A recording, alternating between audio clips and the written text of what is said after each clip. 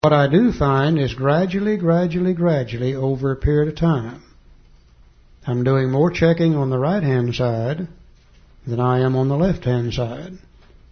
And slowly, the old personality, the old characteristics begin to change again. And as time goes by, I get better at it, and better at it, and better at it, and better at it.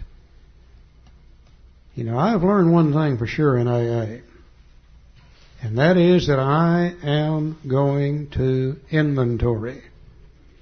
I am going to inventory. I've got one or two choices. I can wait until I'm so sick that I'm almost drunk, and then start trying to dig myself out from under that mess. Or I can take just a few minutes on a daily basis and stay in good, fit, spiritual condition with a lot less chance of getting drunk over it. And I found out that it really takes less time and less effort to do it on a daily basis than it does to wait till I'm almost drunk and then start trying to dig out from under it. But I don't really have any choice. I'm either going to inventory or eventually I'm going to drink, one of the two. You know, there was an old philosopher named Carl Sandburg, and he made a statement which I think is so appropriate to we alcoholics. He said, when a society fails, there's always one thing prevalent. That is that they forgot where they came from. And if you and I fail in our business of staying sober, it'll be because we forgot where we came from. As long as I inventory, I know who I am. As long as I inventory, I know what my problem is. As long as I inventory, I know where I came from. But if I don't inventory, I'll forget. You know, we alcoholics have got great memories. They're just short when it comes to alcohol. And I can forget who I am and where I came from. And the next thing you know, I can start drinking again. Now, how do I know that? Well, hell, I see it happen in AA all the time. People have been sober 5, 6, 8, 10, 15, 20, 25, and up to 30 years. They quit inventorying, and they end up getting lost out there somewhere, and we end up drunk all over again. A very definite, valuable suggestion. Long been known to the human race. Nothing new about it at all. Joe? It says on awakening. That means right after your eyes fly open. If they fly open. On awakening. Let us think about the 24 hours ahead. We consider our plans for the day. Before we begin, we ask God's direction to direct our thinking, especially asking that it be divorced from self-pity, dishonest, and self-seeking motives. Under these conditions, we can employ our mental faculties with assurance. For after all, God gave us brains to use. Our thought life will be placed on a much higher plane when our thinking is cleared of wrong motives. Now, he said upon awakening. I had a guy tell me the first thing he does when he awakens is get on his treadmill. And I said, man, you got a better bladder than I have. I go to the bathroom first.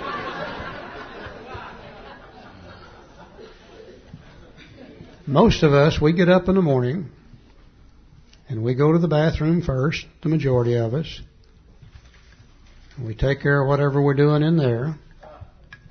And we go to the kitchen. And we get a little coffee and we get a little food. And we feed the body. And then we go back to the bathroom again. And you ladies fix your hair and your face. And we men shave and do whatever we do, taking care of the body again. And we leave the bathroom and we go to the closet. And we start picking out the clothes we're going to wear that day. Make sure they match. We've got to be sure that they match. Everything's got to be perfect. And we clothe the body. And we get ready to leave the house. And if we've got a cat or a dog, we'll feed the cat and the dog. And as we leave the house, we lock the door. We want to be sure that nobody gets in to steal our junk that we've accumulated. And we go out to the car, and many times we'll walk around the car and check the air in the tires. And we'll get in the car and we'll turn the switch on, and usually the first thing we do is look at the gas gauge to be sure there's plenty of gas in it. And then we fire that sucker up and we take off down the road. Now, we did all of those things to take care of the body. What did we do about our minds that morning? Did we take a little time to feed the mind? Did we take a little time to check the air and check the fuel level in the mind? You know, the mind's going to run the whole show all day long. It's really more important than the body is.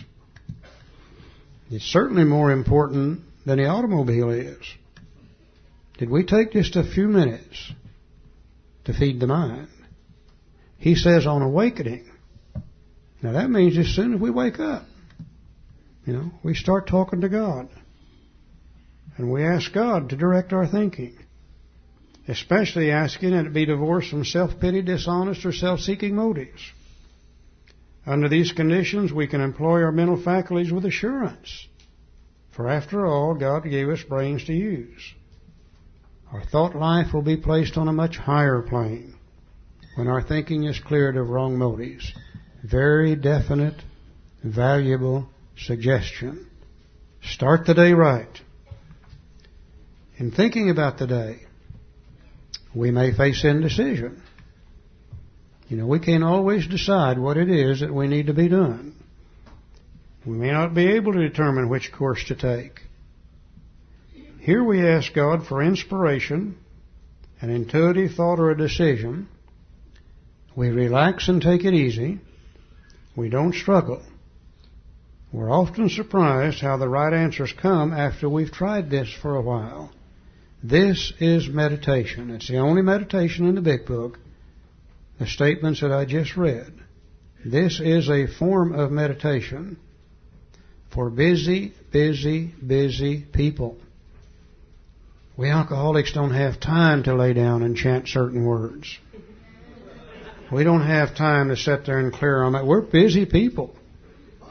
And this gets us started in the morning with a little period of meditation. If I face indecision, which I do quite often, I don't know the answers to life. And quite often I face indecision as to what I should be doing that particular day. Or I face indecision about something that's on my mind.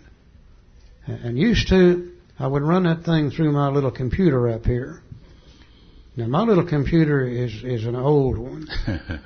It's got lousy software in it and it's damn near wore out. And I'll run this thing in here and ask this little computer for a decision.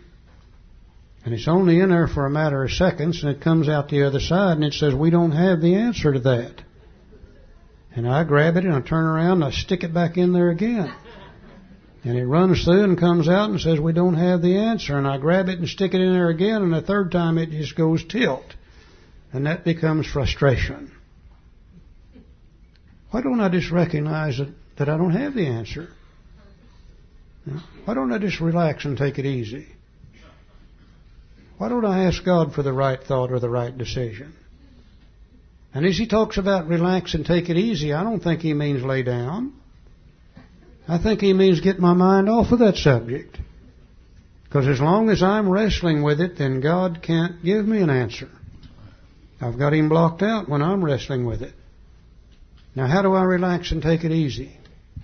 How do I get my mind off of that subject? Well, I go start doing something else. I go out there and start washing the car, painting the house, mowing the grass, trying to do something worthwhile. And it's amazing how later on, maybe an hour later, maybe 2 hours later, maybe a day later, my mind goes back to that subject. And there's information there I didn't have before. It says, why don't you call Joe and see what Joe thinks? If you want to know, call Joe. Now, I didn't think of that when I was struggling with it. So I pick up the phone and I call Joe and I ask Joe's opinion, and bingo, he's got the answer right then. Used to, I'd say, my, wasn't it lucky I called old Joe? By doing this, by turning it to God, relaxing and taking it easy, putting my mind on something else, I have finally learned how to listen to other people. You know, God very seldom talks to me directly. Some people say He does, but He doesn't to me. He usually talks to me through other people. He usually talks to me through other people if I'll just listen. Used to, I could never listen to you because I'm so busy thinking about what I'm going to say just as soon as you shut up that I could never hear what you were saying. Today, I've learned not to do that. Today, I've learned to try to listen to people because you may have the answer for what I was struggling with 2 or 3 days ago. I might be in a supermarket checkout line. 2 little old ladies right here in front of me in that supermarket checkout line. And they're just jabbering and talking. And sometimes they're talking about what I was struggling with yesterday.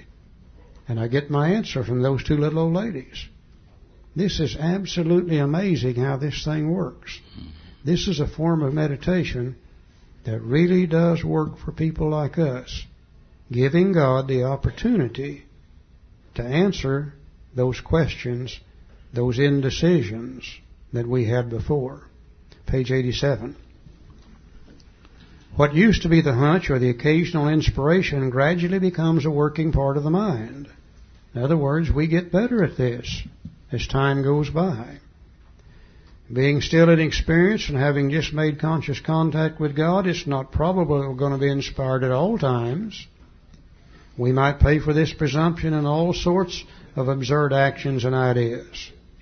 Nevertheless, we find that our thinking will, as time passes, be more and more on the plane of inspiration.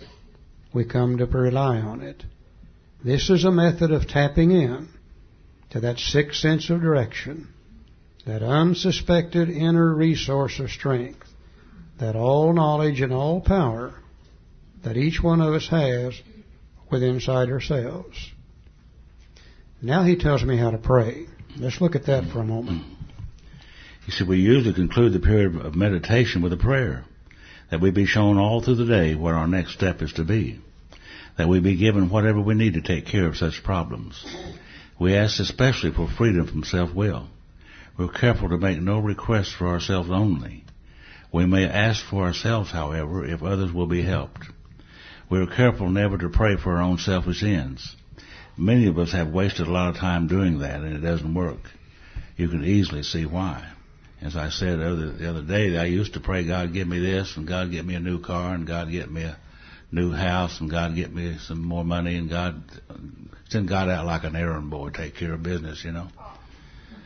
And if I forgot to ask you for something, well, give me that also. A very, very selfish prayer. Today I pray only for the knowledge of His will for me and the power to carry that out. Only. That's the big word. And in the beginning, it kind of gave me a little brain damage praying only for the knowledge of His will for me and the power to carry that out. Today, that's what I pray for. That's all I pray for. Praying only for His knowledge of His will for me and the power to carry that out. Because I have experienced over these years that when I am happiest, I've always wanted to be happy. Everybody just wants to be happy. And when I am happiest is when I feel that I'm doing God's will. Generally, when I'm trying to help another individual, I feel good. You see, and I know that, and I like to feel good. Always did. One reason I got sober, to feel good. They came to me and they said, pray only for knowledge of His will and the power to carry that out. And I said, how in the hell is He going to know what I want?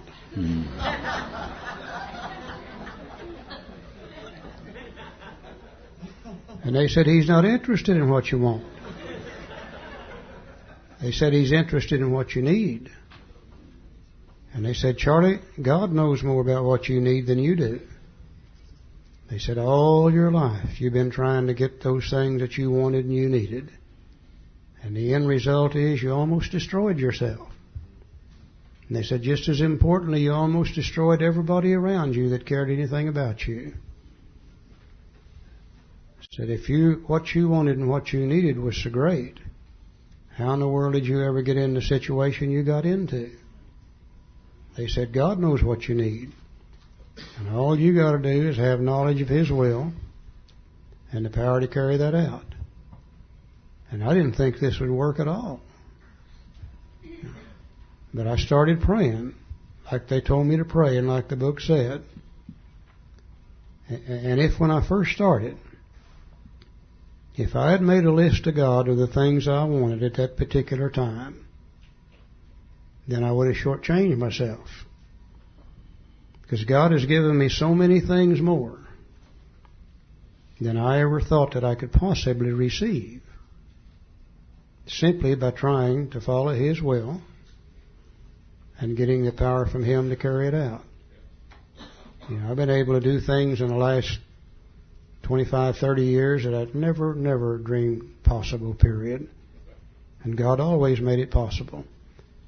I always tell the little story about a fellow named Frank Mauser. He used to be our archivist.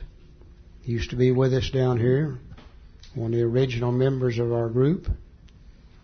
And my friend Joe from Little Rock, Arkansas, my friend Black Joe. We were getting ready to go to England one time to do a big book study. We were going to do it in London, and Frank was going along with us, and he was doing the traditions and AA history and etc. And one time when I was a little kid, about 9 years old, I was reading something in a magazine, and it talked about someday they would build a tunnel under the English Channel, and people could go back and forth from Europe to England. And I said to myself then, if they ever build that sucker, by golly, I'm going to go through it. Well, as we all know, they did build it. And we're getting ready to go to London, and I thought, what a great time. What a great opportunity to be able to go through that channel they've built over there. And I called Joe, and I said, Joe, I'd like to go through the channel, and I'd like to go from London to Paris while we're there. What do you think? And he said, oh, Charlie, I don't know. You know, Joe can't swim. And he said, I wasn't sure about that. He said, I don't know. I said, well, I'll tell you what. I said, I'll talk to God, and when I get the answer, I'll call you back. And a day or two later, I called him, and he said, well, did you talk to God? And I said, yeah. And he said, what did he say? And I said, he said we could go. Joe said, well, all right. If it's okay with God, we'll go. So I called Frank. Frank lived in New York City, and I said, Frank, get some of those travel agencies up there and get us some tickets to go on the channel when we go to London. So Frank got the tickets, and we went over to London and spent the night in the hotel. And the next day, we got up and we went down to the big station, Liverpool station, and we got on the Channel train. And we started out, and on the English side, they hadn't rebuilt all the track yet, so the maximum speed was about 85 miles an hour. And after a while, we went down under the channel and went through the channel and came up on the other side. And the French had rebuilt the track all the way to Paris. And they started speeding that thing up. And I didn't know how fast we were going, but we went by an airport, and there was a 737 landing, and I know that they landed 150, and we were running off leaving that guy.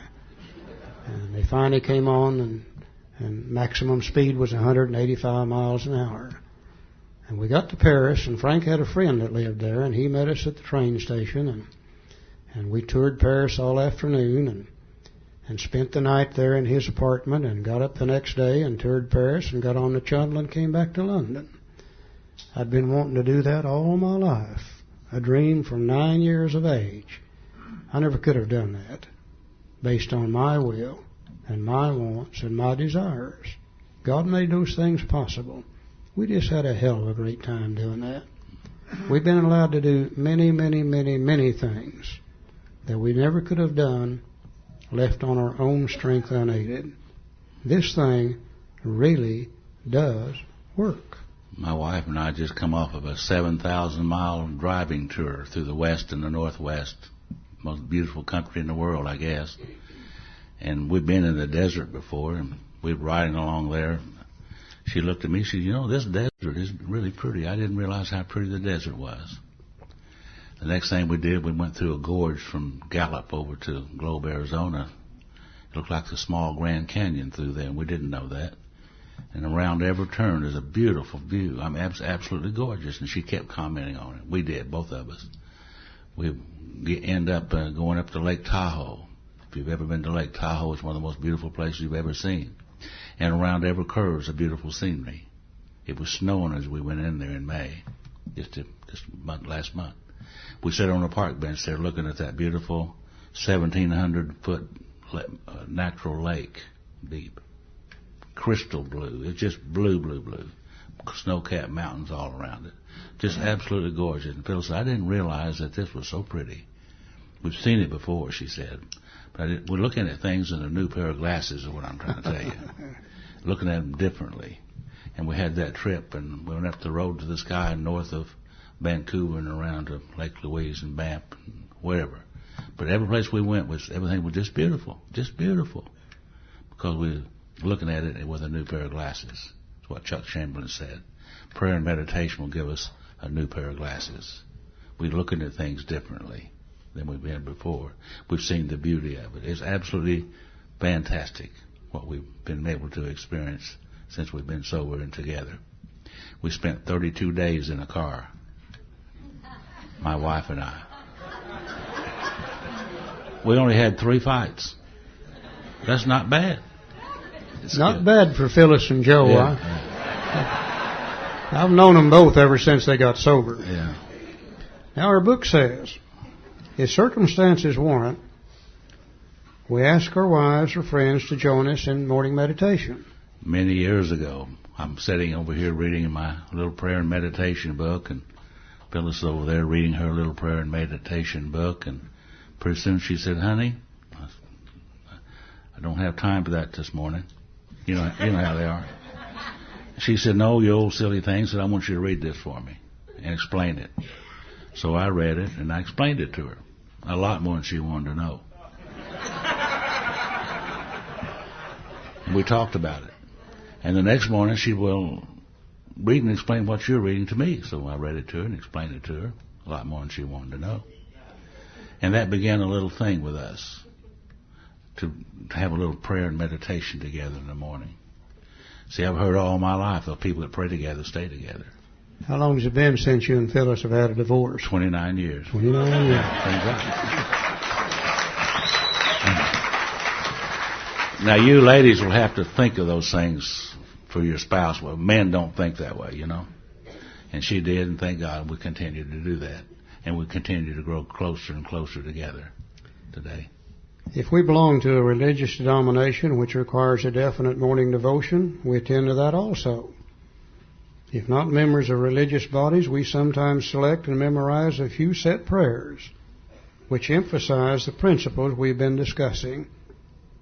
There are many helpful books also. Suggestions about these may be obtained from one's priest, minister, or rabbi. Be quick to see where religious people are right. Make use of what they offer. Now it says as we go through the day, we pause when agitated or doubtful and ask for the right thought or action. You know, this is something absolutely, completely alien to our nature. Used to, when we were agitated or doubtful, hell, we just bull right on through, tore everything up. It said, let's don't do that anymore. Let's stop. Let's stop and ask for the right thought or action.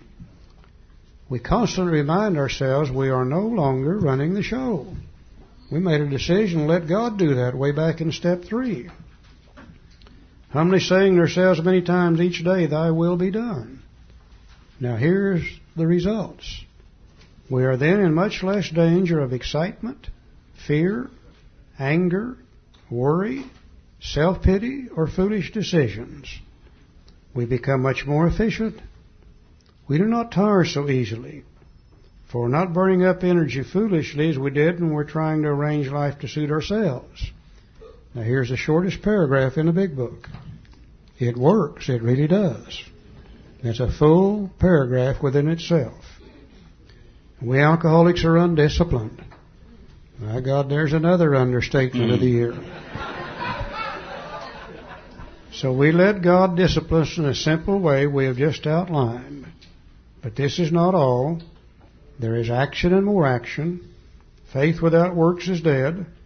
The next chapter is entirely devoted to step 12. Now, we're not going to go through the next chapter, which simply take too long. But we'll talk about step 12 for just a few minutes now as we begin to close this thing up. Step 12 is another one of those multiple part steps. It says, having had a spiritual awakening as the result of these steps. That's part of it. Then it says we tried to carry this message to alcoholics, and that's part of it. And then it said, and to practice these principles in all our affairs. And that's the third part of it.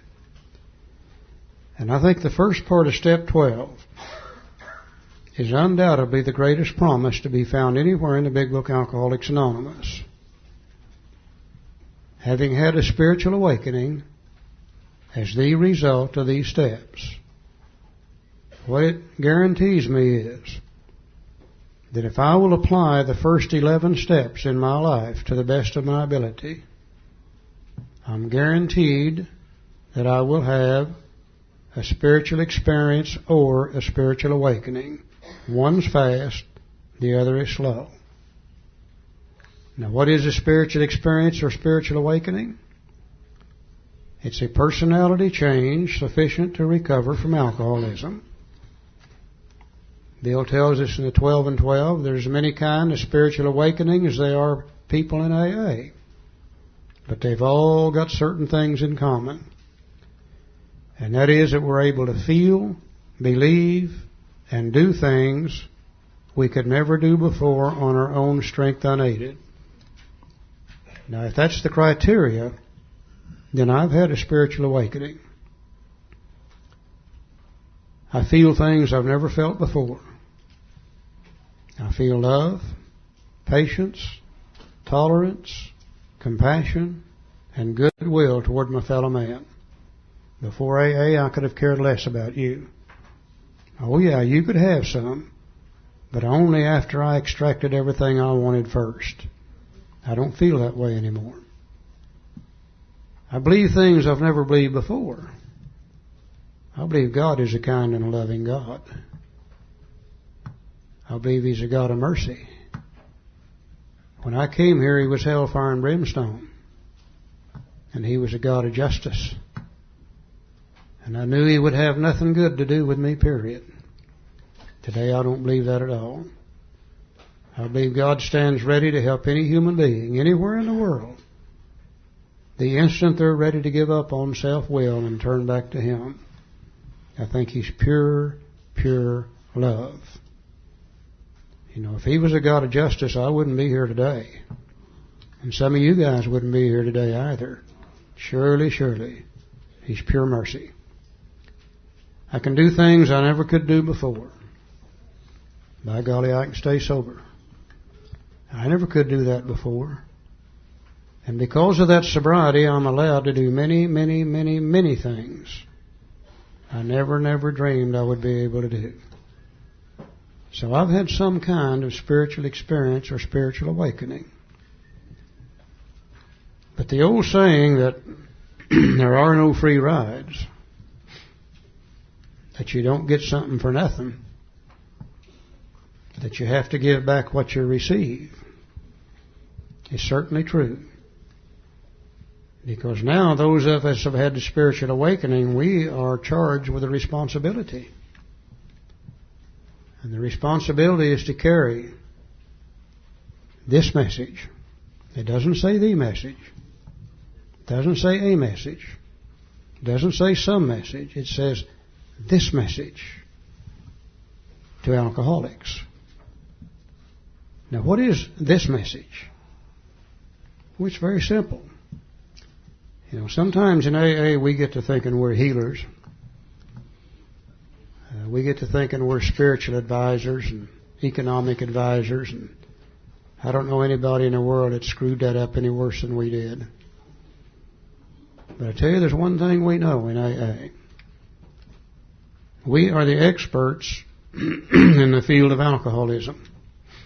You and I know more about it than anybody alive knows, because we're the only people that's ever experienced it. We know more about recovery from alcoholism than anybody alive, because we're the only people that's ever done it. And we have been fit with some very, very unique knowledge to avert death in countless thousands of very unique people, providing we're willing to carry this message. And the AA message is so simple that if we aren't careful, we miss it. And the AA message goes like this. If you're still out there drinking, and you living in a hell of a life out there while you're doing it, or if you're in AA and you feel like drinking, and life has become an absolute living hell for you, we know exactly where you're coming from, because that's where we came from. And we came to AA, and we picked up the big book Alcoholics Anonymous, and we applied the first 11 steps in our lives, and we had a spiritual awakening, and we're not that way anymore. And the message is this: if you don't want to be that way anymore, then you do what we did. You pick up the big book Alcoholics Anonymous. Let us take you by the hand, and we'll walk with you through the 12-step program of Alcoholics Anonymous. We'll help you understand it, and we'll help you apply it. And when you do so, you'll have a spiritual awakening. And you won't be that way anymore either. And that's the only message that Alcoholics Anonymous has got. The message contained of the spiritual experience or spiritual awakening through the first 11 steps of Alcoholics Anonymous. I think you and I are the luckiest people alive today. You know, most alcoholics out there are going to die. Most of them don't have any idea what's wrong with them. 1 or 2 out of 100 are going to come to AA. And less than half of those are recovering. We are very unique people. We are very unique people. We're the luckiest people in the world. As I look at our fellowship and I look at how AA developed, I have become convinced that in the 1930s, God got tired of seeing people like us die. I'm pretty sure that He took Dr. Jung, Roland Hazard, Ebby Thatcher, Bill Wilson, Dr. Bob, Bill Dotson, and the first 100, and put this thing together so people like you and I could have it today. Now, all of those people are dead. They're all gone, every one of them. If God picked people then it stands to reason He would still be picking people today. There's not an alcoholic in this room that ought to be here. I'm going to say that again. There's not an alcoholic in this room that ought to be here. Every one of us ought to be dead. Some of us 2 or 3 times. And we used to say, my God, wasn't we lucky last night? I don't think luck had anything to do with it. I think God picked you out. I think He let you suffer your alcoholism so you would know what He wants you to know. And when He got ready to use you, He removed the obsession to drink. That's the only difference between you and I and those that are still out there drinking. Now, if that's true, then apparently God has got a job for us to do. He's always told the human race, you only got to do two things to be happy. First thing, he said, put no other gods before me. Now, that could be idols, it could be money, it could be power, it could be prestige, it could be sex, it could be anything. He said, put no other gods before me. Then he said, do what you can for your fellow man, and you'll be happy. And he's fit us to be of help to a very, very unique group of individuals. And the more I try to carry this message, the more I try to give it away, the more I try to help other people, the more that God does those things for me that I always wanted done. Now I can sit here and talk to you for an hour at least over things I've received without any effort on my part. I've made more money accidentally in the last 10 or 15 years than I ever made on purpose. It just seems to come and I don't even know where in the hell it came from. I've made more friends in the last few years than I ever did or even thought about when I was out there drinking. I've got to go to more places and I've got to see more things than most human beings will ever have the opportunity to see. And I think what it is the rewards that I get for putting no other gods before God and doing what I can for my fellow alcoholic. That's our responsibility. And I've got to do one more thing and then we're through. Step 12 says, and tried to practice these principles in all our affairs. There's always been a lot of controversy in AA about what he meant by these principles. Some people say the principle of step 1 is this, and the principle of step 2 is that, and 3 something else, and I guess maybe that's true. But I don't think that's what Bill's referring to in step 12. If you look at his words carefully, having had a spiritual awakening as the result of these steps, we tried to practice these principles. He just didn't want to say steps twice in a row. So he'll use the word principles instead of steps. Another place he calls them proposals, always using different words.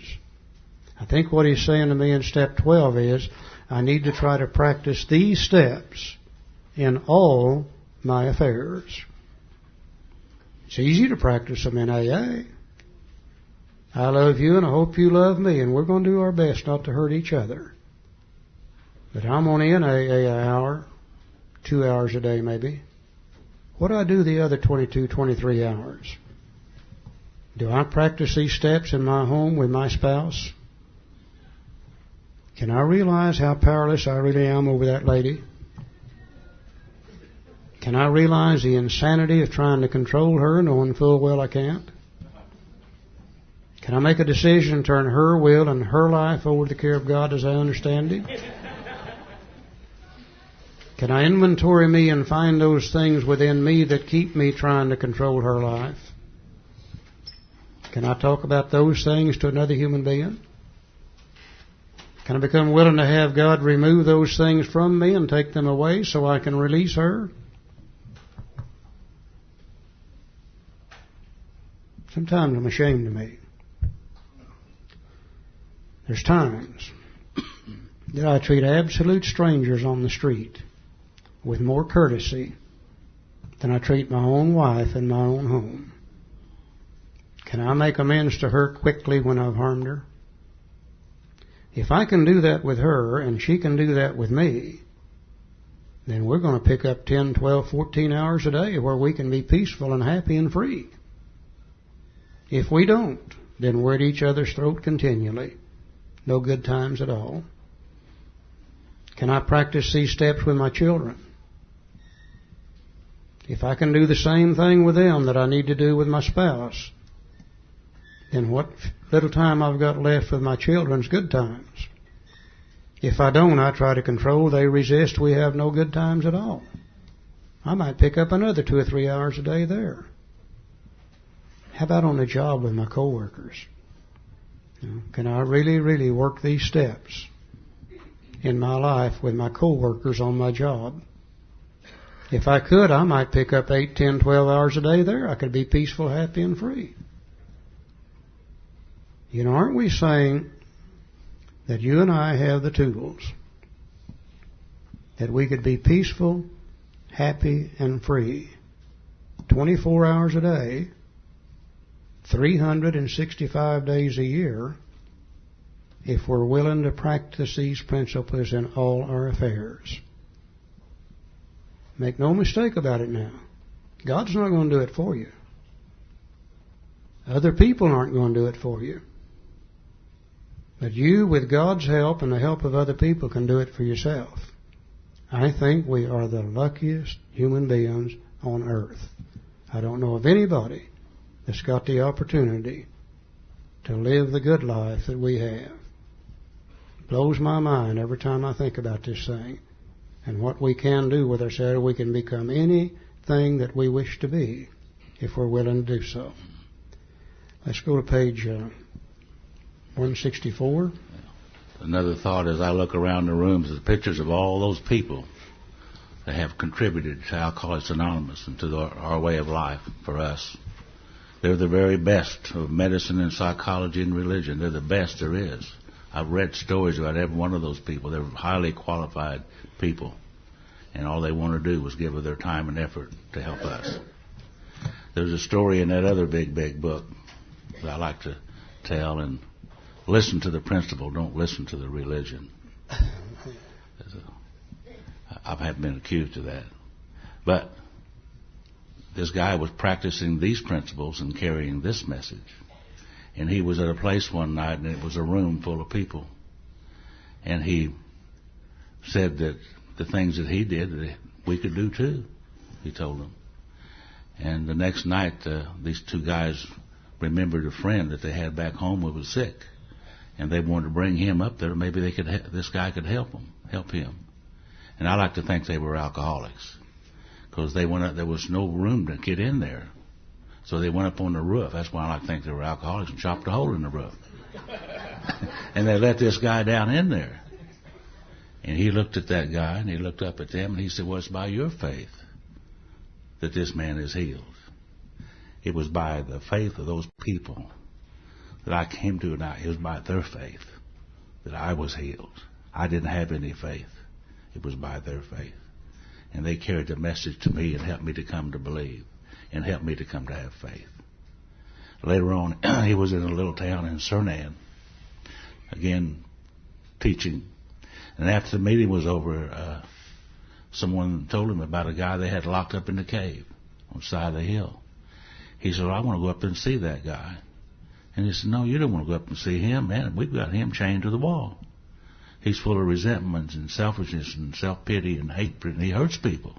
We've got him locked up." He said, "No, I want to go up there and talk to him."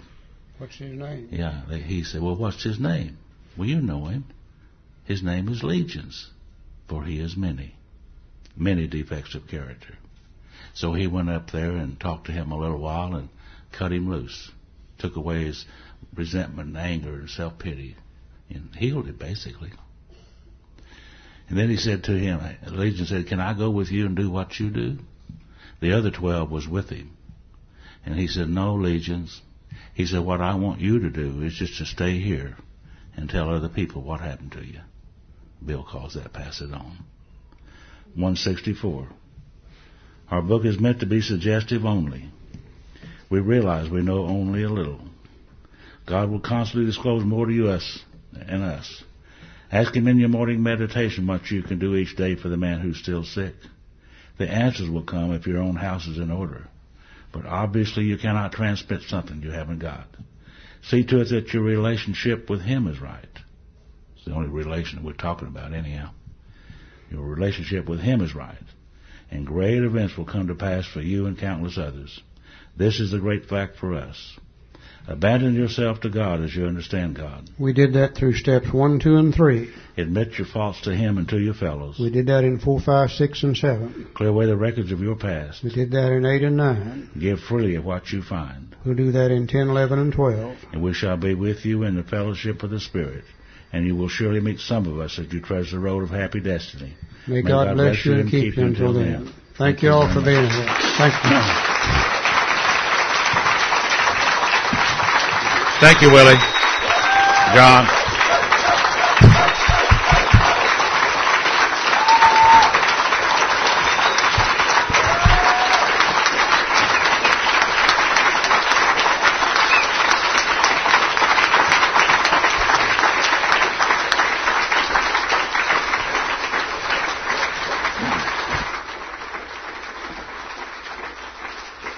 Okay, would y'all have a seat for a minute? I'd like to ask all the fathers in the room to please remain standing. Happy Father's Day.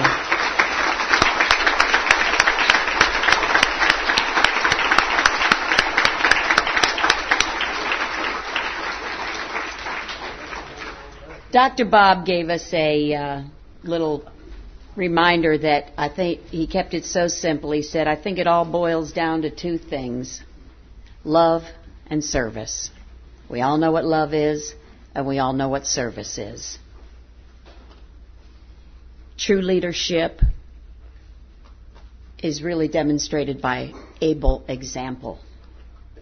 And we thank those who have loved us and served us these 22 plus years with their love and their service.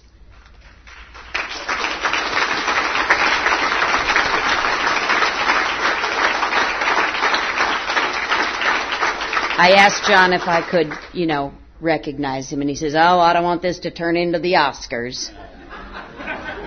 And it reminds me of that true ambition is the deep desire to live usefully and to walk humbly under the grace of God. May we all have that desire for the real ambition of life. John, I'd like you to come up and... Hey, John. Thank you, buddy.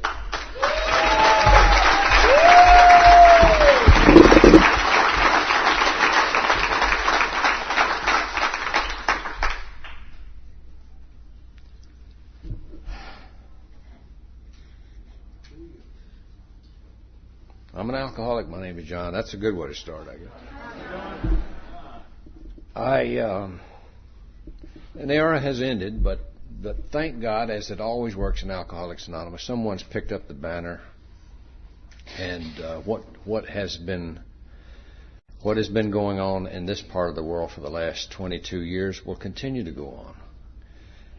Because we focus on the literature, and I am so indebted and so honored to be part of this thing that Wesley asked me to be part of this thing, and I've had the privilege and the honor of being with Charlie for all these years, and Willie and Joe and Joe stepped right in and picked up where the other Joe left off, didn't miss a beat. And so we're grateful for that, and I feel very privileged to have been part of this thing. And Brian H. has picked up the banner. Well, we're amongst each other. It's not a public level. Brian Haynes is going to be taking care of business. We don't know what it's going to look like yet, but I know it'll be good because we'll be studying the books, so it can't be bad. So thank you all for being here. Now we're going to have a little treat, another treat. Jane's going to come up in. Are we ready for Amazing Grace? Yes, we are. Okay, so Jane, come on up, and we're gonna have Jane sing Amazing Grace, and go ahead and cry because you're going to anyway. Don't feel ashamed and embarrassed. It's okay to do that. So come on up, Jane.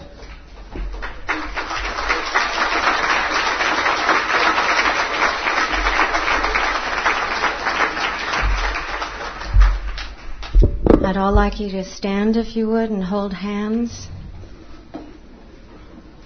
And we're going to do the Lord's Prayer after this. If we can have just a moment of silence together.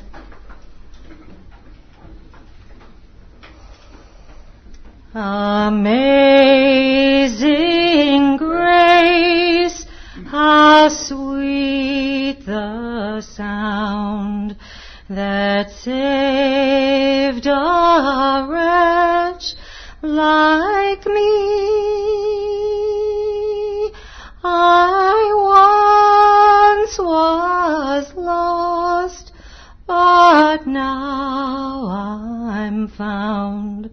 Was blind, but now I see.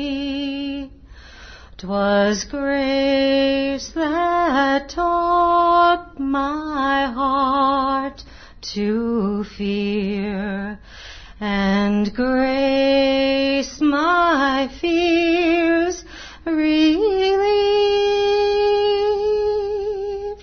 How precious did that grace appear, the hour I first believed. And when this flesh and heart shall fail, and mortal life shall cease, I shall possess within the veil a life of joy and peace.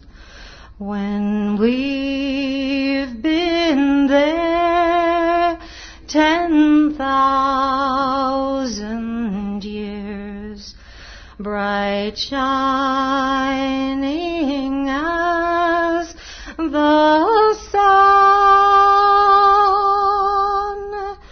we've no less days to sing God's praise than when we'd first begun.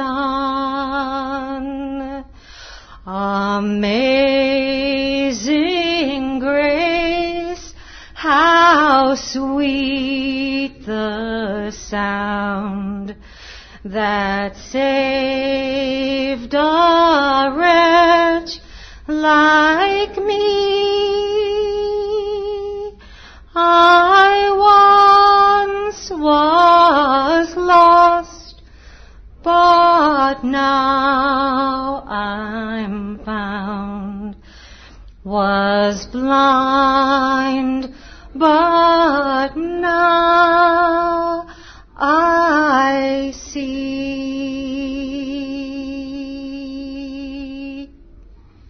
Whose Father? Our Father, who art in heaven, hallowed be thy name. Thy kingdom come, thy will be done, on earth as it is in heaven. Give us this day our daily bread, and forgive us our trespasses, as we forgive those who trespass against us. And lead us not into temptation, but deliver us from evil. For thine is the kingdom, the power, and the glory, forever and ever.